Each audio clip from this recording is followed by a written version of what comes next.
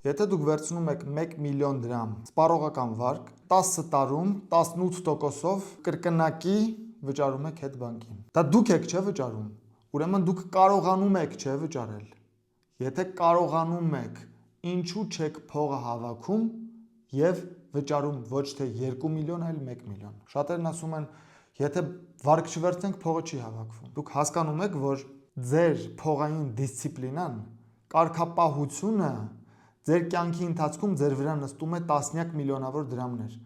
որովհետև դուք հո 1 միլիոն դրամ չեք վերցնում, դուք տասնյակ միլիոններ եք վերցնում եւ հետո կրկնակի հետ եք վերադարձնում բանկին։ Եթե դա իրոք այդպես է, ապա եթե դուք խելացի մարդիկ եք, ձեր միակ ֆոկուսը, միակ նպատակը առաջիկա տարիների ընթացքում պիտի լինի ֆինանսական կարգապահությունը, այդ հմտության, այդ ունակության ձեռքբերումը, ինչպես փողը ունենալ, չծախսել, կարողանալ հավաքել եւ հետո գնալ առնել ձեր ուզած ապրանքները ձեր իսկ փողով, այլ ոչ թե բանկի փողով առնեք, հետո կրկնակի հետ վճարեք։